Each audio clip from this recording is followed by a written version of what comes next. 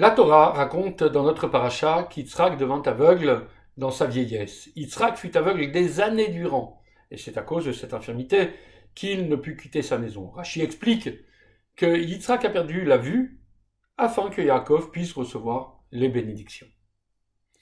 En effet, Yitzhak ne savait pas que son fils Esav était Racha, un méchant. C'est pourquoi il voulait le bénir avant de mourir.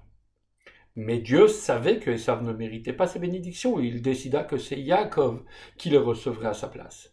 Dieu rendit alors Yitzhak aveugle pour permettre à Yaakov de se déguiser et de se présenter à la place de son frère dans le but d'obtenir les bénédictions qui étaient réservées pour Esav.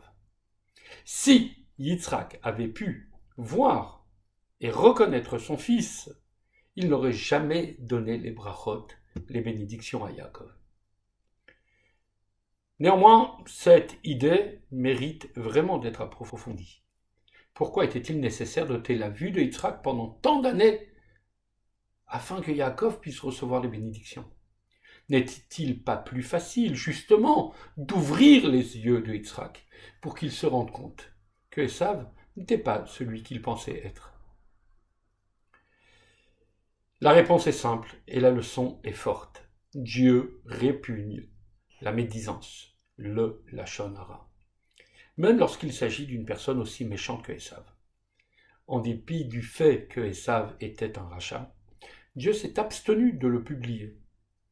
Dans ce passage, la Torah vient mettre l'accent sur la gravité de cette transgression. Alors, si Dieu lui-même s'est retenu de prononcer le lachon hara sur un homme comme Esav, combien devons-nous être vigilants et faire attention à ne pas dire du lachon hara? Et nous ne pouvons pas nous permettre de dire du mal de notre prochain, quel qu'il soit. C'est en prenant exemple sur Dieu et en faisant attention à notre discours que nous accomplissons pleinement la mitzvah de nous garder du lachon hara, de la mauvaise langue.